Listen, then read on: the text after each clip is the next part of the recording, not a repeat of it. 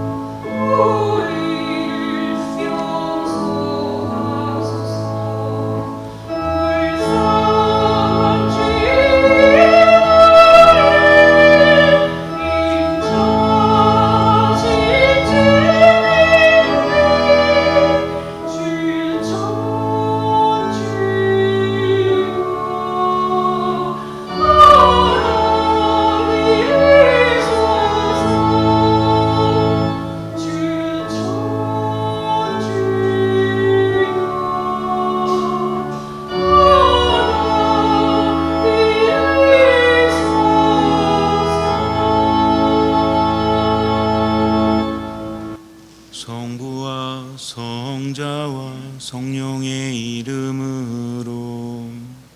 아멘. 우리 주 예수 그리스도의 은총과 하느님의 사랑과 성령의 친교가 여러분 모두와 함께 또한 사제의 영과 함께 참 예수님, 참 예수님. 추석날 아침 하느님과 함께 잘 지내셨어요? 네. 우리들의 마음이 영원히 행복하면 우리의 몸도 따라갑니다. 그런데 주변 상황이 안 좋다고 해서 자꾸만 모든 것을 내려놓고 분노, 짜증 이런 것들에 휘말리게 되면 나도 모르게 삶이 힘들어지죠. 중심을 잡아야 합니다. 어차피 삶은 힘들 수밖에 없지만, 그래서 이렇게 어려운 시기에 뭔가 하나라도 얻어야 되지 않겠습니까? 환경도 안 좋고 또 우리들이 살아가는 삶도 점점 힘들지만, 그래도 삶의 중심인 하느님을 내 안에 모시고 늘 듣는 마음으로 살아갈 때 우리는 많은 것들을 얻게 될 수 있다는 거죠. 그래서 믿음은 기적을 일으킨다는 거 잊지 마시고요. 믿음은 어디서 오죠?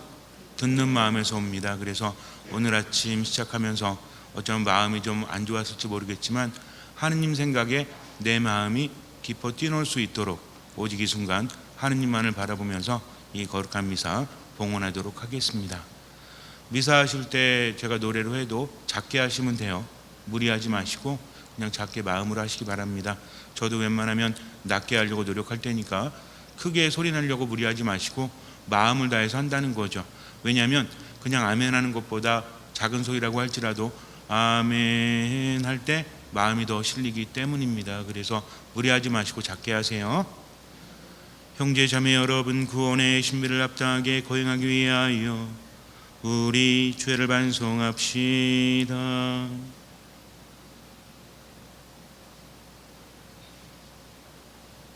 전능하신 하느님과 형제들에게 고백하오니 생각과 말과 행위로 죄를 많이 지었으며 자주 인물을 소홀히 하였나이다.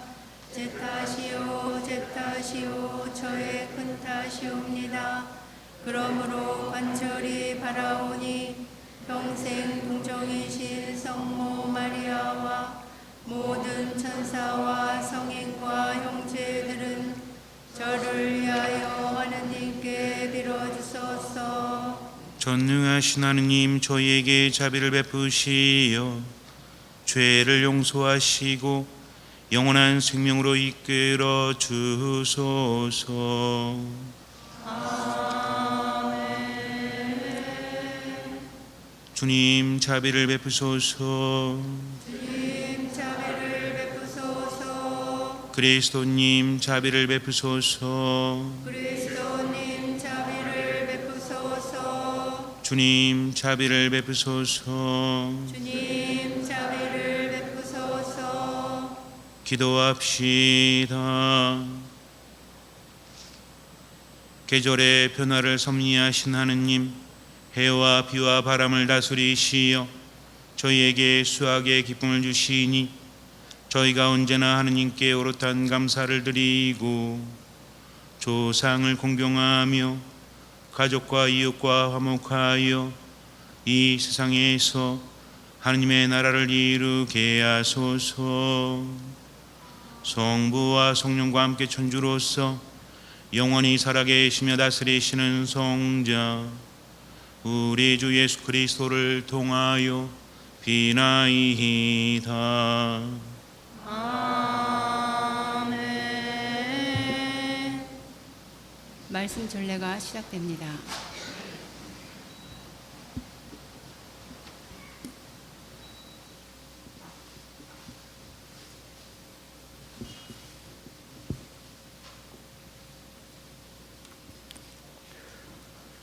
요엘 예언서의 말씀입니다. 들짐승들아 두려워하지 마라. 광야의 풀밭이 푸르고 나무 열매를 맺으며 무화과 나무와 포도나무도 풍성한 결실을 내리라. 시온의 자손들아 주 너희 하느님 안에서 즐거워하고 기뻐하여라. 주님이 너희에게 정의에 따라 가을비를 내려주었다. 주님은 너희에게 비를 쏟아준다. 이전처럼 가을비와 봄비를 쏟아준다. 타작마당은 곡식으로 가득하고 황마다 해포도주와 햇기름이 넘쳐 흐르리라. 너희는 한껏 배불리 먹고 너희에게 놀라운 일을 한 주 너희 하느님의 이름을 찬양하리라. 주님의 말씀입니다.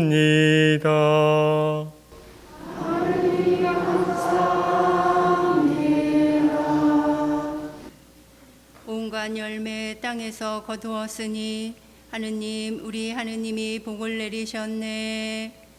온갖 열매 땅에서 거두었으니 하느님 우리 하느님을 복을 내리셨네. 하느님은 자비를 베푸시고 저희에게 복을 내리소서. 당신 얼굴을 저희에게 비추소서.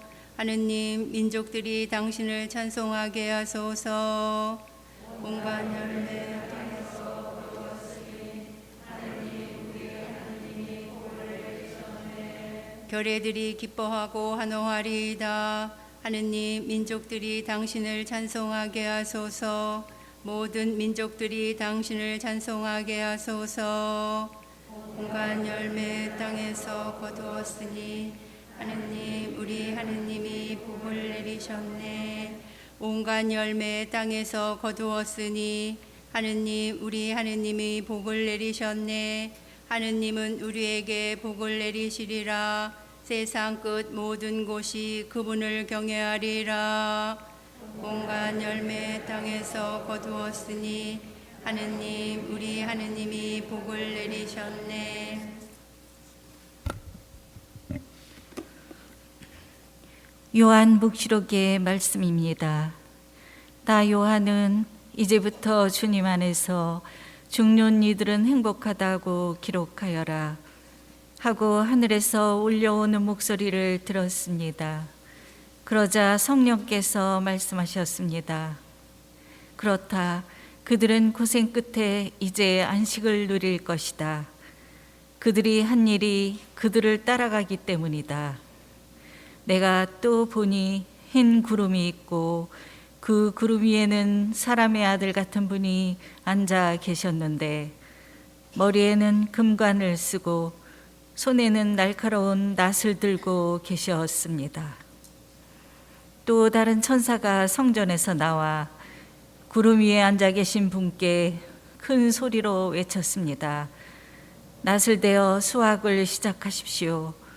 땅에 곡식이 무르익어 수확할 때가 왔습니다. 그러자 구름 위에 앉아 계신 분이 땅 위로 낫을 휘두르시어 땅에 곡식을 수확하셨습니다. 주님의 말씀입니다. 하느님과 할렐루야. 불일시 들고 울며 가던 사람들 곡식단 안고 환호하며 돌아오리라. 할렐루야.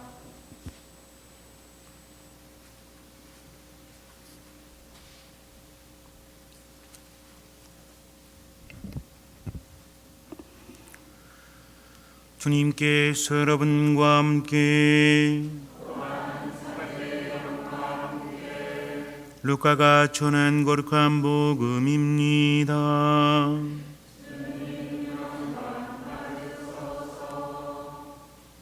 그때 예수님께서 사람들에게 이르셨다. 너희는 주의하여라. 모든 탐욕을 경계하여라. 아무리 부유하더라도 사람의 생명은 그의 재산에 달려있지 않다. 예수님께서 그들에게 비유를 들어 말씀하셨다. 어떤 부유한 사람이 땅에서 많은 소출을 거두었다. 그래서 그는 속으로 내가 수확한 것을 모아 둘 데가 없으니 어떻게 하나 하고 생각하였다. 그러다가 말하였다.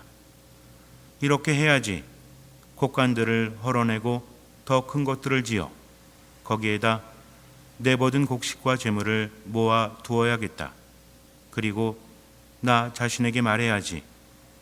자, 내가 여러 해 동안 쓸 많은 재산을 쌓아두었으니 쉬면서 먹고 마시며 즐겨라.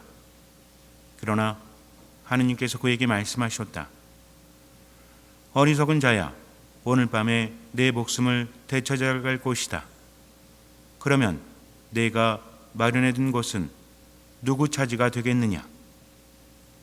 자신을 위해서는 죄악을 모으면서 하느님 앞에서는 부유하지 못한 사람이 바로 이러하다. 주님의 말씀입니다.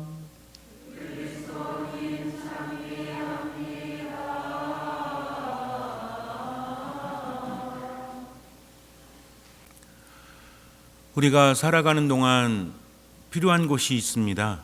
돈이 필요하죠. 돈 없이는 살아갈 수 없기 때문에 그래요. 그렇다면 돈은 많은 것이 좋을까요? 적은 것이 좋을까요? 많은 것이 좋은 것 같죠.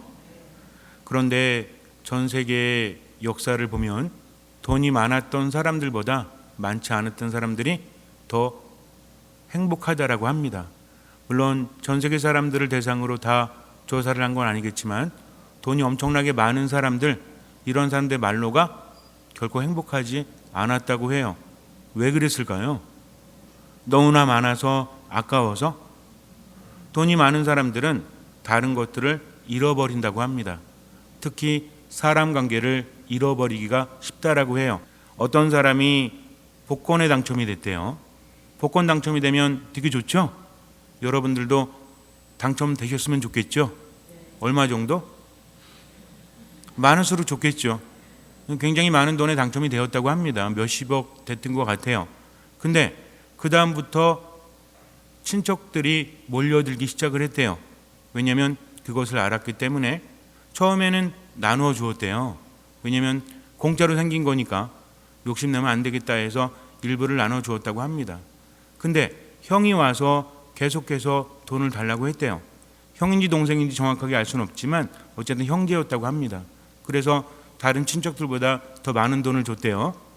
근데 이걸 가지고 가서 잘 써야 되는데 쉽게 들어온 돈은 쉽게 나가기 마련이라고 어르신들이 말씀하지 않으십니까? 이 사람이 탕진을 한 거예요.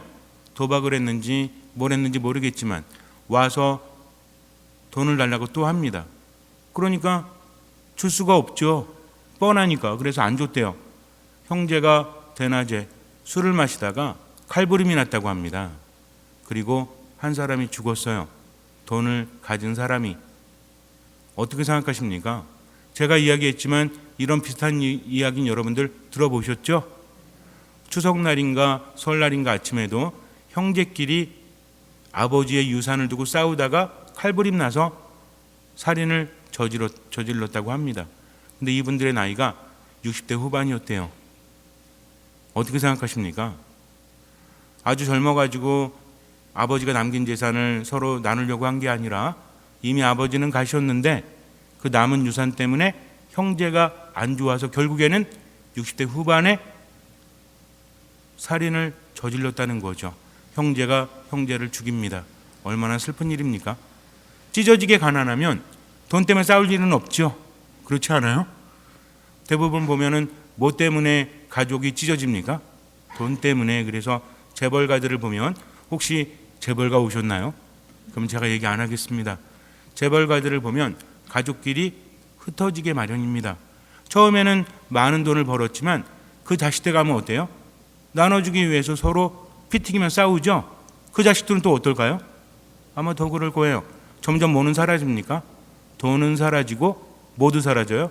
가족도 사라지고 삶도 사라지게 마련이라는 거죠. 왜 그러냐면 인간은 영원히 살아갈 수 없기 때문에 그래요. 인간의 마음에는 담아둘 수 있는 창고가 한정되어 있다고 합니다. 무엇을 담으면 다른 것도 담을 수 없기 때문에 그래요.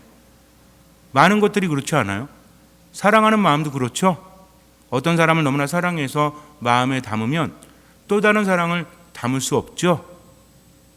왜 대답을 안 하실까? 우리들의 마음은 그래요. 한 가지를 내가 좋아하거나 사랑하게 되면 다른 것들을 마음에 담을 여유가 점점 사라짐을 우리는 경험하고 있다는 거죠. 물론 정확하지는 않겠지만 어쨌든 살아가면서 정말 중요하고 정확한 것은 우리 마음에는 한계가 있다는 겁니다. 이미 마음을 빼앗기면, 우리가 그렇게 표현하잖아요. 마음을 빼앗겼다는 건 뭡니까? 내가 뭔가를 좋아하고 뭔가를 사랑하고 추구하게 되면 다른 것들은 그 마음에 들어올 수 없다는 것입니다. 근데 모든 인간들에게 있어서 돈이라는 것, 재물이라는 것은 마음에 들어와서 그것을 하나하나 차지하기 시작을 합니다. 정말 중요한 것은 돈이 나쁘다는 것이 아닙니다. 재물이 나쁘다는 것이 아닙니다. 예수님께서 뭐라고 하십니까? 재물을 섬기지 말라고 하십니다. 즉, 재물이라는 것을 내가 소유해야지 재물에 소유되면 안 된다는 거죠. 어떤 집에 갔는데 3대째 그 집에 살고 있다고 합니다. 제가 어렸을 때 친구 집에 갔는데 그 집 마당에는 커다란 나무가 한 그루 있었어요. 이 나무가 몇백 년이 된 거라고 합니다. 그래서 자기들 가족의 자랑이라고 그래요. 제가 어린 마음에 어떤 생각이 들었냐면, 이 집은 저 나무 걸까? 아니면 여기 사는 사람들 걸까? 라는 생각을 했습니다. 왜냐하면 거기 있는 사람들은 다 어떻게 됐어요? 다 갔잖아요. 근데 누군 남아있어요? 남은 남아있죠? 그러면 그 집은 나무 겁니까? 사람 겁니까? 알 수가 없어요. 우리가 아무리 재산을 많이 쌓아서 우리 자손들에게 나누어 줘야지 한다고 할지라도 언제 사라질지는 아무도 알 수 없어요. 내가 가진 동안 정말 내 것이라고 말할 수 있을까? 하느님께서는 우리가 행복하기를 바라십니다. 정말 놓치지 않기를 바라신다는 거죠. 무엇을? 내게 주어진 시간을, 내게 주어진 인생을. 돈은 필요합니다. 얼마만큼 필요해요? 제가 한 글자를 말했는데 돈은 얼마만큼 필요할까요? 행복한 만큼만 필요하다는 거죠. 그 이상이 되면 안 된다는 겁니다. 돈이라는 것은 앞에 두어도 안 돼요. 뒤에 두어도 안 돼요. 옆에 두어야 한다고 합니다. 함께 간다는 거죠. 내가 돈에 사로잡히기 시작을 하면 그때부터는 내 인생은 사라지고 만다는 거죠. 사탄은 인간과 계약을 맺기를 바란다고 하죠. 그래서 그런 주제를 가지고 책이나 영화나 드라마를 많이 만들지 않습니까? 근데 사탄은 뭘 요구합니까? 그런 문학 작품들을 보면 사탄이 계약을 할 때 부를 주겠다, 재능을 주겠다, 많은 것들을 주겠다. 그러나 뭐를 나에게 달라? 너의 마음? 어디서 좀 저랑 다른 걸 보셨나 봐요. 사탄은 영혼을 요구합니다. 근데 살아있는 동안에는 아무것도 요구하지 않는 것 같고 마지막 순간에 영혼을 달라고 하죠. 사람들은 이렇게 생각합니다. 어차피 죽은 다음엔 알 수 없잖아. 내가 살아가는 동안 내가 원하는 것을 잔뜩 누리고 나중에 영혼 주는 거 아깝지 않아 라고 말을 하지만, 사탄은요, 죽은 다음에 영혼을 바라는 게 아니라 지금의 영혼을 받아가는 겁니다. 아까도 말씀드렸지만 마음의 창고에, 영혼의 창고에 돈을 집어넣고 재능을 집어넣고 다른 것들을 빼앗아 간다는 거죠. 그 사람에게 주어진 시간 동안 행복할 수 없도록, 즉 거기에 매여서 빙글빙글 돌도록 내버려 둔다는 겁니다. 어떤 사람이 시장에 갔는데 조그만 새 한 마리를 팔고 있었대요. 메추라기인가요? 메추라기 맞죠? 아니에요? 조그만 새 있잖아요. 근데 얘를 묶어놨는데 얘가 가운데 묶인 기둥 사이로 빙글빙글 돌고 있었대요. 왜냐면 이 다리가 묶여져 있기 때문입니다. 그래서 이거 한 마리 주십시오 그랬더니 예 알겠습니다 하더니 줄을 푸는 거예요. 아니 도망가지 않습니까? 왜 푸십니까? 그랬더니 주인이 말하기를 도망가지 않습니다. 왜냐면 오랫동안 여기에 묶여 있었기 때문에, 얘는 빙글빙글 돌았기 때문에 줄을 풀어줘도 날아가지 못합니다. 과연 얘는 날아가지 못하고 빙글빙글 돌았대요. 무슨 얘기입니까? 줄이 없어졌음에도 불구하고 스스로의 자유를 느끼지 못한다는 겁니다. 걔가 포기한 게 아니에요. 이미 오랫동안 묶여 있었기 때문에 풀어짐을 깨닫지 못하고 인지하지 못한다는 거죠. 우리도 마찬가지입니다. 마음을 빼앗기게 되면 많은 것들을 잃어버려요. 그리고 자꾸만 그것을 지키려고 합니다. 처음에는 돈을 추구해서 돈을 모아가지만 돈이 내 마음에 들어오면 돈이 목적이 되는 겁니다. 그래서 이 돈을 잃어버릴까 봐 자꾸만 불안함을 느껴요. 그리고 더 많이 추구하려고 합니다. 돈은 얼마만큼 필요하다고 했죠?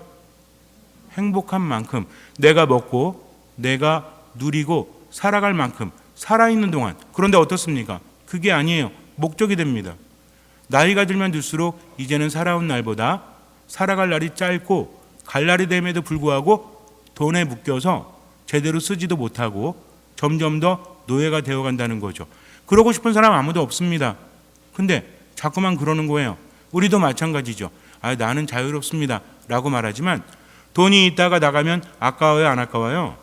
아깝죠? 월말에 들어오는 돈이 많으면 좋아요 안 좋아요? 좋죠? 나가는 돈이 많으면 수입은 늘었어, 카드값은 줄었어. 그럼 왠지 기분이 좋아. 그런데 수입은 줄었는데 나가는 카드값이 늘어나면 어때요? 왠지 기분이 안 좋아요. 뭐 때문에? 숫자 때문에. 사실 숫자 아닙니까? 여러분들 통장에 돈이 많이 들어오면 기분이 좋으시죠? 그럼 매주 저에게 통장을 갖고 오세요. 제가 써드릴게. 1억 수입 이렇게. 사실은 차이가 없습니다. 우리가 마지막 갈 때 내게 얼마가 있는지, 얼마나 썼는지가 내 돈이라고 했죠. 그런데도 거기 묶여서 다른 것들을 잃어버리고 만다는 거죠. 굉장히 중요합니다. 나는 아니겠지요 라고 말하겠지만 자유를 억압당한 사람은 그 안에서 헤어나오지 못합니다. 낙타 이야기를 예전에 해드린 적이 있어요. 어떤 사람이 사막에서 텐트를 치고 잠을 자는데 타고 왔던 낙타가 머리를 디밉니다. 아니 너 왜 들어왔니? 추워서요. 머리만 들여놓겠습니다. 그래 그러면 머리만 들여놓거라. 시간이 좀 지났죠. 근데 조금씩 좁아짐을 느낍니다. 봤더니 오른쪽 다리도 들어와 있는 거예요. 야 너 머리만 들어온다고 했잖아. 아니 제가 오른발도 추워서요. 그래 그렇게 하려무나. 시간이 흐릅니다. 더 좁아졌어요. 봤더니 왼쪽 발도 들어왔습니다. 아니 너 왜 그러니? 제가 왼발도 추워서요. 그래 그렇게 하려무나. 시간이 지납니다. 이젠 추워요. 왜 추운가 봤더니 밖으로 밀려 나와 있습니다. 봤더니 낙타가 완전히 들어온 거예요. 야 너 뭐야? 낙타가 말합니다. 배 째세요. 나가지 못합니다. 밖으로 내쫓을 수 있을까요? 그렇지 않습니다. 이러고 싶지 않았어요. 돈 많이 벌고 많은 것을 얻어서 가족 모두 행복했으면 했습니다. 그래서 벌기 시작을 했어요. 근데 마지막에는 돈뿐이 남은 게 없어요. 함께 살아가지만 마음을 잃었습니다. 가족들의 마음만 잃은 것이 아니라 내 인생도 사라졌다는 거죠. 도대체 뭘 하기 위해서 이렇게 살아왔을까? 돈을 추구할 때는 내게 주어진 시간이 행복했는데 지나고 나니까 행복한 게 아무것도 없어요. 모든 것들을 빼앗아 가 버렸습니다. 지금은 어떻습니까? 불안하죠? 두렵죠? 생각이 잘못된 게 아닙니다. 지금이라도 제대로 살면 되는데 뭐가 안 따라줘요? 마음이 따라가 주지 않습니다. 이미 마음을 잃어버렸기 때문에 그래요. 기분을 조절하지 못하기 때문에 그렇습니다. 그래서 소유의 얼매인 사람은 어쩔 수 없어요. 옳은 생각을 한다고 할지라도 마음이 따라가지 않기 때문에 모든 것들이 망쳐진다는 거죠.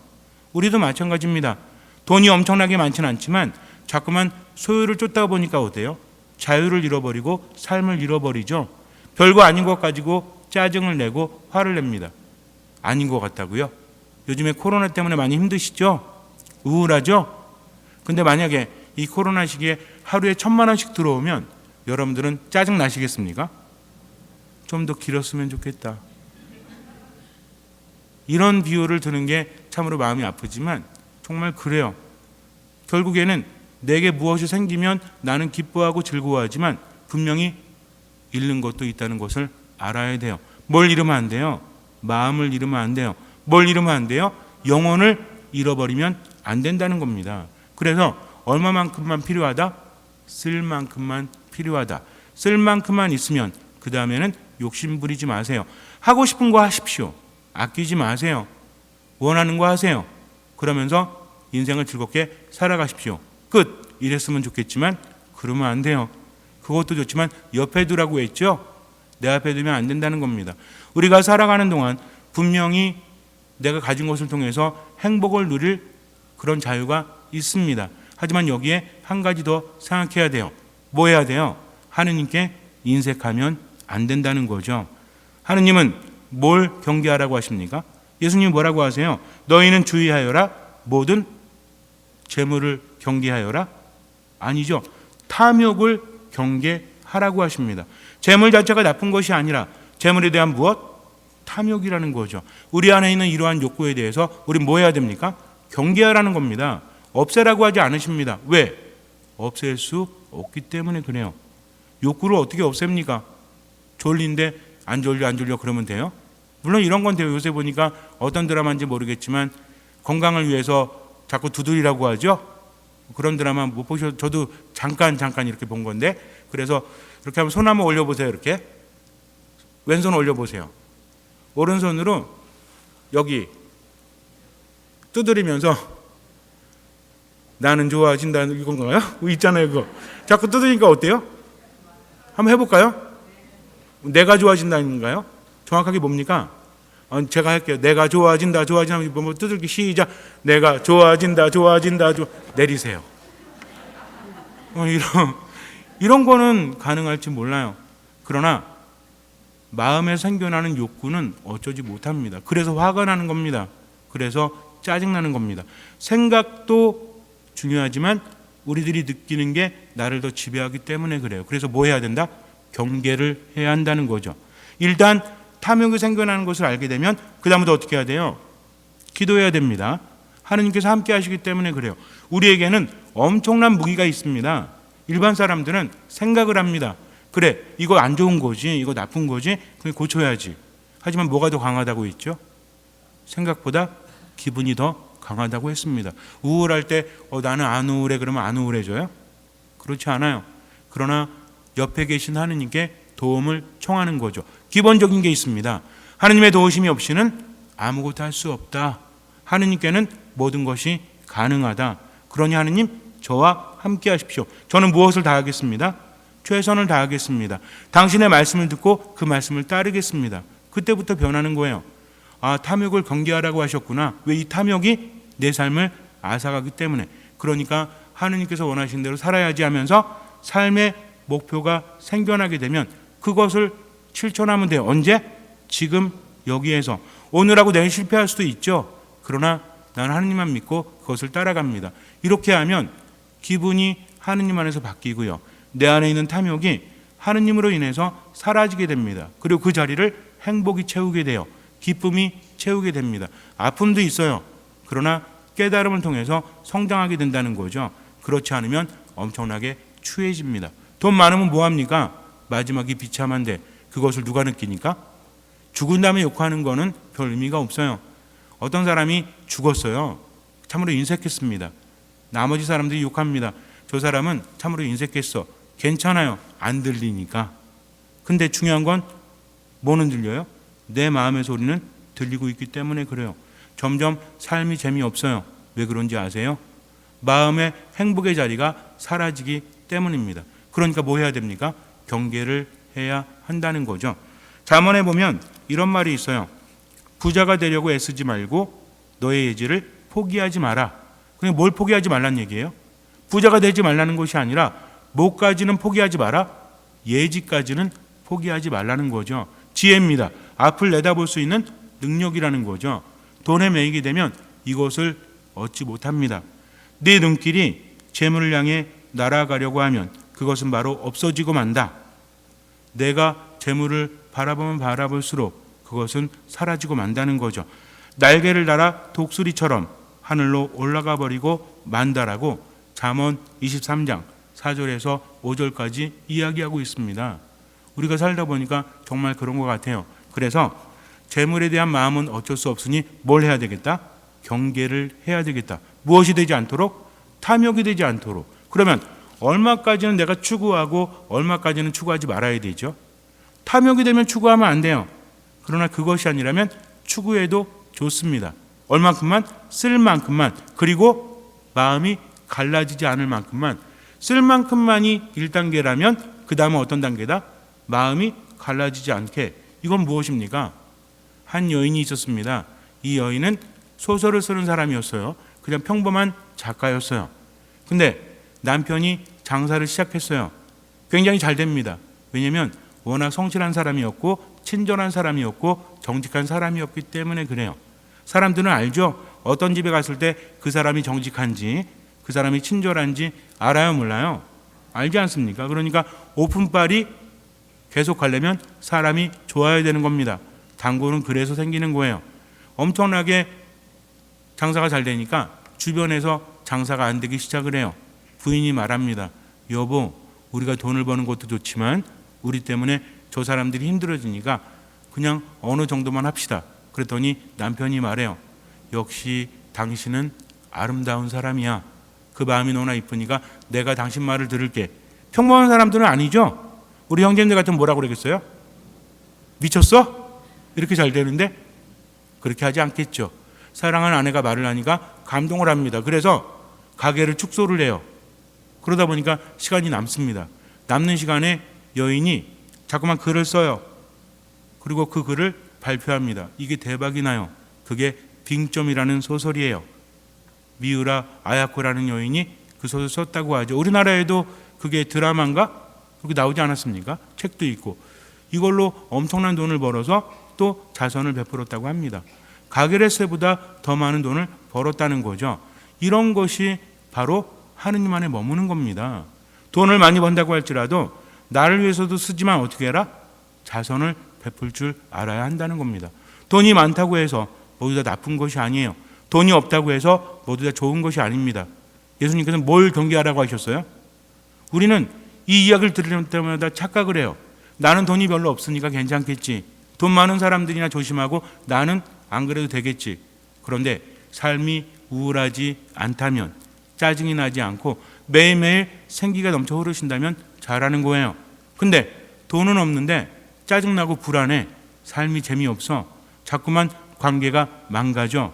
뭐가 잘못됐다는 거죠.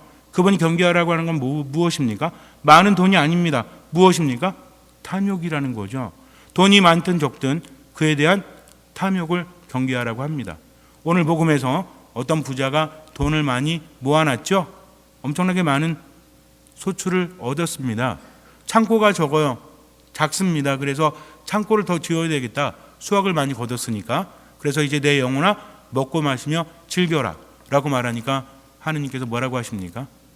이 어리석은 자야, 오늘 밤 너에게서 내 영혼을 다시 받아갈 거다, 되찾아갈 거다. 그러면 너의 그 많은 재산은 누구의 차지가 되겠느냐? 온 세상을 얻는다고 할지라도 무엇을 잃으면? 자기 목숨을 잃으면 무슨 소용이 있겠느냐라고 하십니다. 오래 살면 뭐합니까? 돈 많으면 뭐합니까? 사는 게 사는 것 같지 않다면, 행복하지 않다면, 기쁘지 않다면, 즐겁지 않다면 아무 의미가 없는 거죠. 추석날 가족들끼리 모였습니다. 우리가 서로 어떤 마음을 가지고 있어요? 자유로운 마음을 가지고 있고 행복한 마음을 가지고 있다면 어떤 말을 할까요? 살리는 말 합니까? 죽이는 말 합니까? 살리는 말 하겠죠?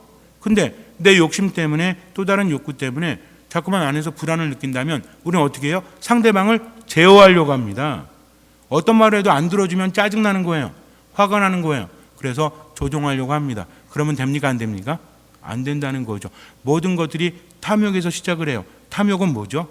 소유욕입니다. 가지려고 하는 거예요. 기본적으로 돈을 가지려고 하죠. 근데 뭘 가지려고 해요? 사람을 가지려고 합니다. 부모는 자식을 가지려고 해요. 어떻게 가지려고 해요? 내 말을 들어야지. 자식도 생각이 있습니다. 받아들이기보다는 내가 일방적으로 강요한다면 그것도 뭐예요? 이것도 탐욕이라는 거죠. 부부간에도 마찬가지입니다. 다른 사람도 마찬가지예요. 내가 옳다라고만 주장하는 사람은 그 사람은 뭐예요? 탐욕이 있는 사람이에요. 그러나 탐욕이 있어도 뭐 할 줄 아는 사람? 이게 제일 중요한데 뭐 할 줄 아는 사람? 들을 줄 아는 사람. 이런 사람을 탐욕을 경계하는 겁니다. 내가 재물에 대한 욕심을 부릴 때 하느님의 말씀을 들을 줄 아는 사람, 의견이 다르다고 할지라도 상대방의 말을 들을 줄 아는 사람. 이 사람은 어떤 사람이에요? 자유로운 사람이죠. 하느님과 함께하는 사람이에요. 그러니까 어떤 마음만 가지면 된다? 듣는 마음만 가지면 된다. 그래서 오늘 아침에 가족들끼리 대판하셨어도 남은 하루는 어떤 마음으로? 듣는 마음으로. 오늘 한 번만 생각해 보세요. 내 인생 이대로 좋은가? 자꾸만 이것을 추구하다가 영혼을 잃어버린다면 안 되겠다. 그래서 자꾸 듣는 마음을 청하잖아요. 듣는 마음으로 살아가잖아요. 어떤 마음이 생기는지 아십니까? 베풀어야 되겠다. 이런 마음이 생깁니다. 그러면서 스스로가 자유로워지고 점점 퍼내면요. 하느님께는 더 주세요. 근데 이 더 주시는 게 내 마음을 채우는 게 아니라 다른 곳에 또 생겨난다는 거죠. 마음은 자유롭습니다. 그래서 행복하다는 겁니다. 여러분들은 많이 가지셨습니까? 많이 갖지 못하셨습니까? 상관없어요. 중요한 건 내가 거기 묶여있는 탐욕을 가지면 안 된다는 거죠. 잠시 눈을 감으세요. 행복하고 싶으십니까? 그러면 결단을 내려야 합니다. 예수님께서는 나를 버리라고 하셨어요. 이 나는 탐욕을 가진 나라는 것입니다. 사탄은 내 마음을, 내 영혼을 빼앗아가기 위해서, 내 인생의 시간을 빼앗아가기 위해서 지금 내 옆에 있습니다. 절대로 계약하면 안 돼요. 욕심 부리지 마세요. 쓸 만큼만 있으면 됩니다. 혹시라도 돈이 많든 적든 내 마음이 흔들릴 때 하느님을 바라보세요. 그리고 듣는 마음을 총하십시오. 처음에는 아깝지만 자꾸 묵상하다 보면 예지가 생깁니다. 지혜가 생깁니다. 인생을 제대로 볼 수 있다는 거죠. 그때 우리는 자유로울 수 있어요. 그러니 듣는 마음으로 하느님 안에 살아가십시오. 그리고 한 가지 기억하세요. 깨닫지 못해도 베풀면서 살아가십시오. 주님께서는 그 믿음을 보시고 우리 삶에 놀라운 기적을 일으켜 주실 것입니다. 아멘.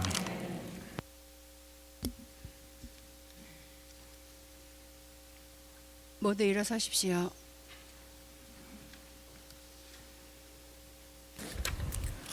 형제자매 여러분, 세상을 떠난 이들이 영원한 안식을 누릴 수 있도록 이끌어주신 하느님 아버지께 우리의 바람을 간절히 아뢰옵시다.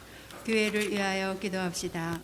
일치의 주님, 저마다 다른 문화 속에서 화합하려 노력하는 교회를 도와주시어 서로 다름을 인정하고 함께 주님을 찬미하며 하나됨을 향하여 나아가게 하소서. 주님, 세계 평화를 위하여 기도합시다. 평화의 주님, 정보통신 기술의 발전으로 더욱더 가까워진 지구촌을 굽어 살피시어 다른 나라들의 어려움을 살피고 헤아리며 신속히 돕는 데 열과 성을 다하게 하소서. 조상들을 위하여 기도합시다. 영원한 생명이신 주님, 한 생을 묵묵히 살다 돌아가신 저희 조상들을 위로하시어 영원한 안식을 주시고 저희가 그들을 기억하며 삶의 지혜를 본받게 하소서. 가정 공동체를 위하여 기도합시다. 사랑이신 주님, 한가위를 지내며 조상의 은덕과 풍성한 수확에 감사드리는 저희 가정 공동체를 굽어보시어 가족들이 더욱 화목하며 이웃에게 주님의 사랑을 전하게 하소서.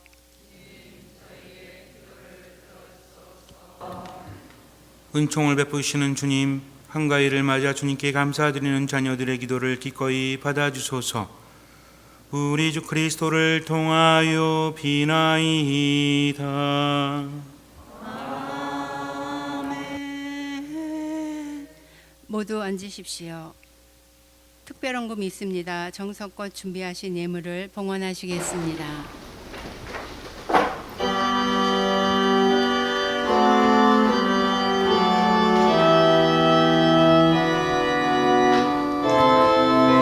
오늘의 주 하나님 참여 받으소서. 주내력으로 주은혜로 저희가 땅을 거둔 이방을 주님께 바치오니 생명의 양식이 되게 하소서.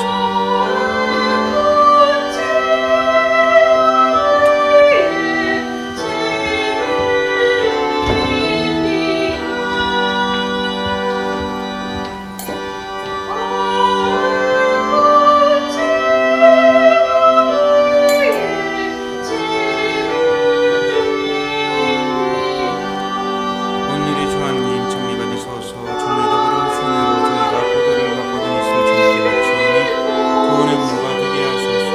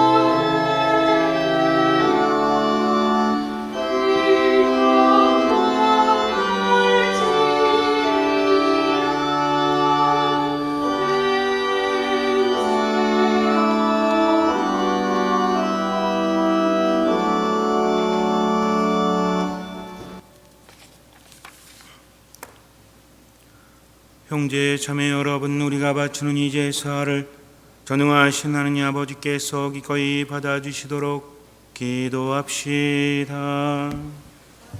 제 손으로 바치는 이 제사가 주님의 이름에는 찬미와 영광이 되고 저희와 온 교회는 도움이 되게 하소서. 주님, 한 해 동안 땀 흘려 거둔 것을 예물로 바치오니 기쁘게 받아주시고 저희가 거둔 것을 모두 주님께서 주셨음을 깨달아 언제나 주님께 감사하며 살아가게 하소서. 우리 주 그리스도를 통하여 비나이다.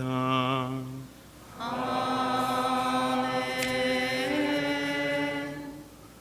주님께서 여러분과 함께 또한 사제의 영과 함께 마음을 드높이 주님께 올립니다. 우리 주 하느님께 감사합시다.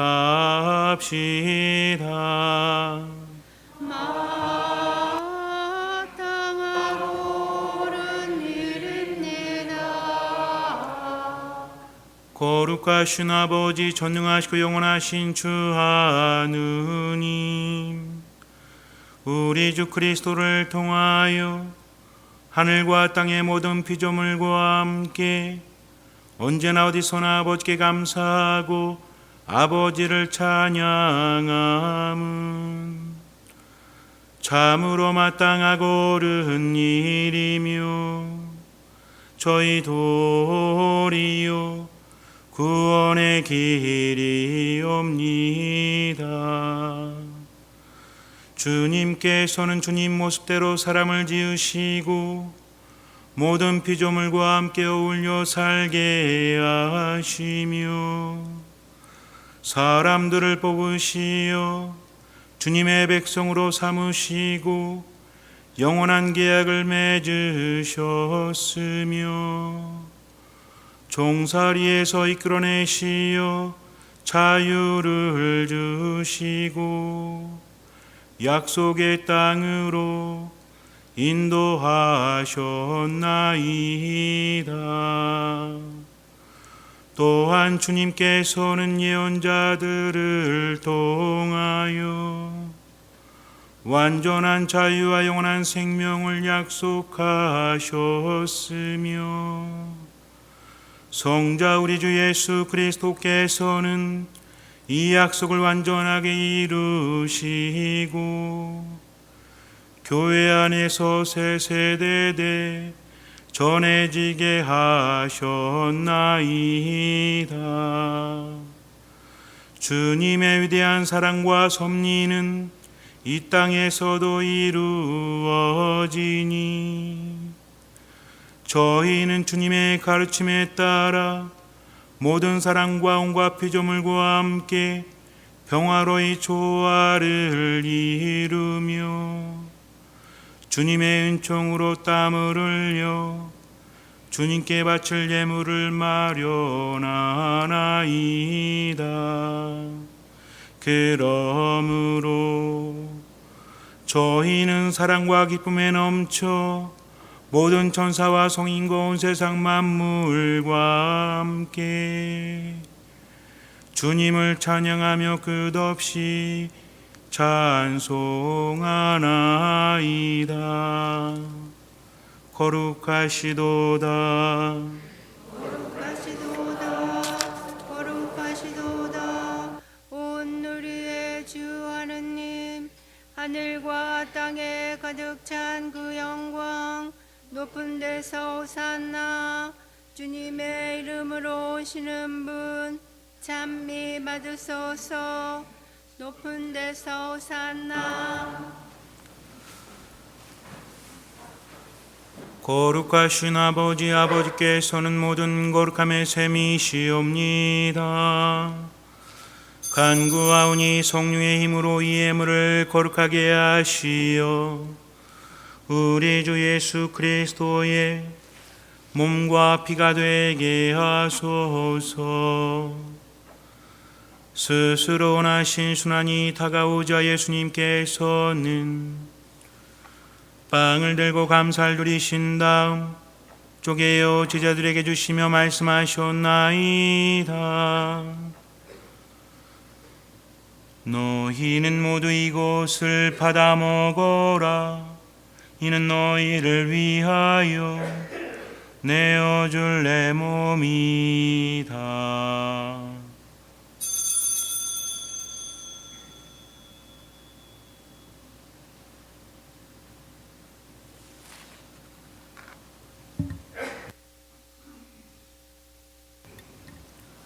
저녁을 잡수시고 같은 모양으로 잔을 들어 다시 감사를 드리신 다음 제자들에게 주시며 말씀하셨나이다. 너희는 모두 이것을 받아 마셔라.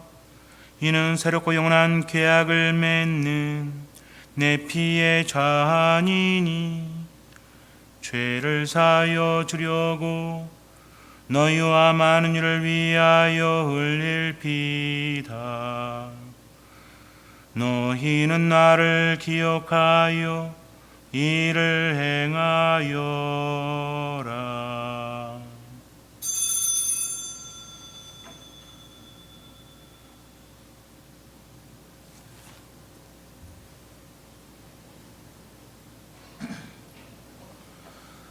신앙의 신비요, 주님께서 오실 때까지 주님의 죽음을 전하며 부활을 선포하나이다. 아버지, 저희는 그리스도의 죽음과 부활을 기념하며 생명의 빵과 구원의 잔을 봉헌하나이다. 또한 저희가 아버지 앞에 나와 봉사게 하시니 감사하나이다. 간절히 청하오니 저희가 그리스도의 몸과 피를 받아 모시어 성령으로 모두 한 몸을 이루게 하소서. 주님, 온 세상에 널리 퍼져 있는 교회를 생각하시어 교황 프란치스코와 저희 중에 마티아와 리노와 요한과 모든 성직자와 더불어 사랑의 교회를 이루게 하소서. 부활의 희망 속에 거의 잠든 교우들과 세상을 떠난 다른 이들도 모두 생각하시어 그들이 주님의 빛난 얼굴을 배웁게 하소서.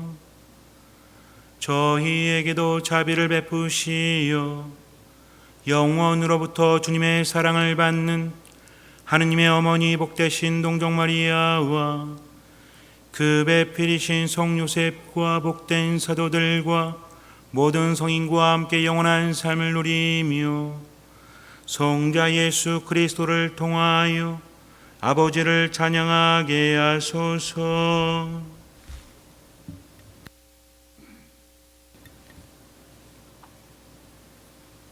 그리스도를 통하여 그리스도와 함께 그리스도 안에서 성령으로 하나 되어 전능하신 천주 성부 모든 영예와 영광을 영원히 받으소서.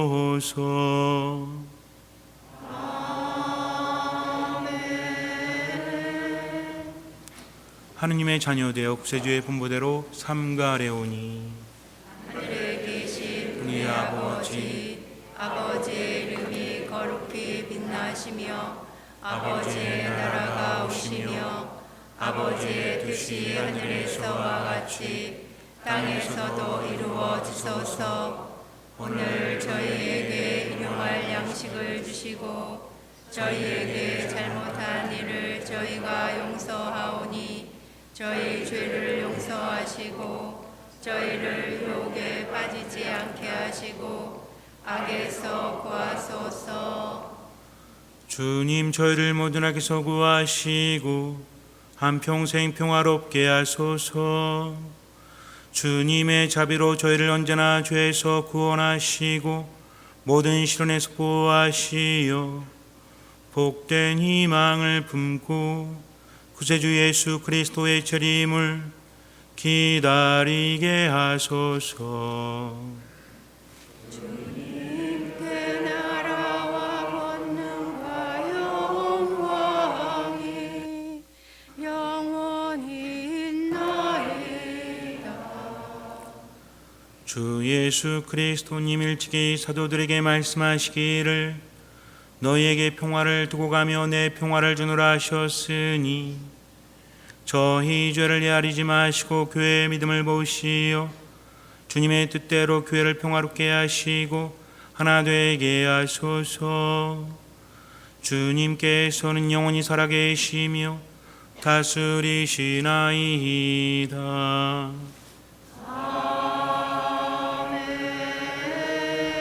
주님의 평화가 항상 여러분과 함께 또한 사제의 영과 함께 평화 인사는 말로 하지 않고 목례만 하도록 하겠습니다. 평화 인사를 나눕시다.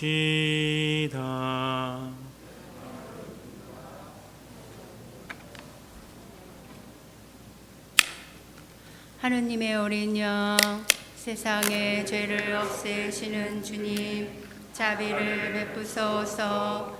하느님의 어린 양 세상의 죄를 없애시는 주님 자비를 베푸소서. 하느님의 어린 양 세상의 죄를 없애시는 주님 평화를 주소서.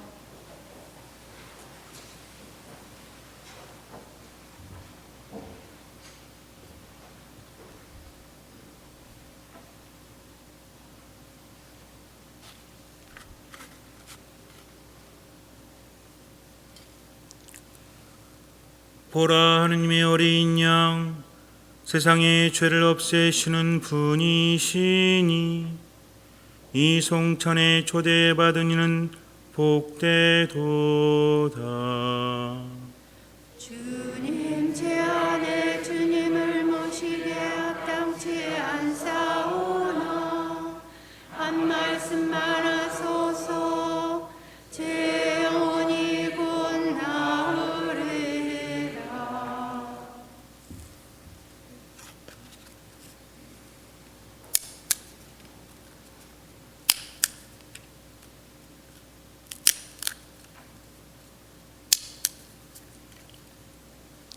그리스도의 몸,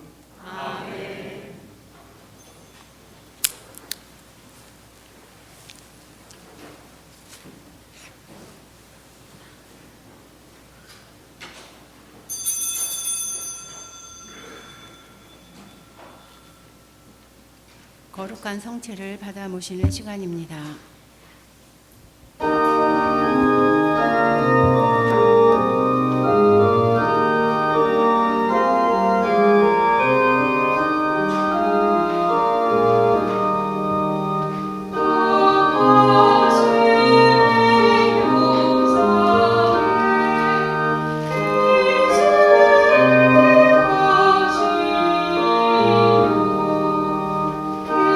주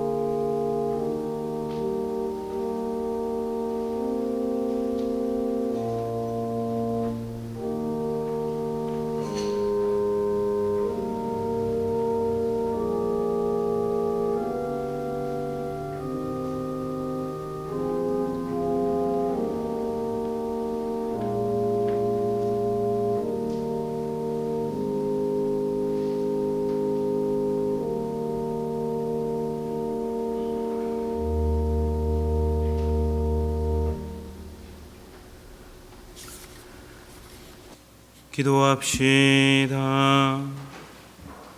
주 하느님, 주님께서 마련하신 한가위 명절을 지내며 기쁜 마음으로 주님의 잔치에 참여하였으니 저희가 받아 모신 성체의 힘으로 언제나 이웃과 화목하며 주님께서 베푸신 모든 섭리에 감사하게 하소서.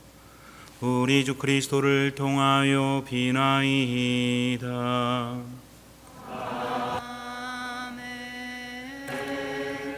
오늘 하루 가족들과 함께 또는 홀로 계실 수도 있겠지만 자꾸만 마음에 부정적인 생각이 들고 기분이 느껴질 때 하느님 찾으시면서 하느님과 함께 가는 게 바로 믿음입니다. 어떤 마음으로?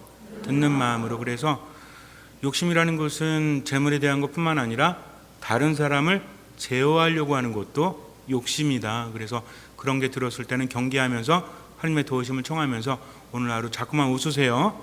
그래서 행복한 사람, 내 마음에 행복이 자리할 수 있도록 자꾸만 불안해하지 말고 아파하지 말고 그럴 때일수록 하느님 찾으면서 웃으면서 기도하면서 그렇게 하루 보내시면 하느님께서 이끌어 주실 겁니다. 한 번에 안 되더라도 자꾸만 맡기고 어떤 마음? 어떤 마음? 절대로 잊지 마세요. 그래서 오늘 하루 듣는 마음으로 행복하게 지내시기 바라고 미사 끝나면 인사 나누지 말고 조용히 가세요. 조용히. 주님께서 여러분과 함께 온갖 유래의 원천이신 하느님께서는 이 교우들의 하루하루를 평화롭게 하시고 은총을 베풀어 주소서. 온갖 시련에서 언제나 이 교우들을 구하여 주시고 하느님 사랑으로 그 마음을 굳건하게 하여 주소서. 희망과 믿음과 사랑의 선물을 풍성히 베푸시어 이 교우들이 세상에서의 삶을 성실하게 마치고 영원한 행복에 이르게 하여 주소서. 전능하신 천주 성부와 성자와 성령께서는 여기 모인 모든 이에 강복하시어 길이 머물게 하소서. 미사가 끝났으니 가서 복음을 전합시다.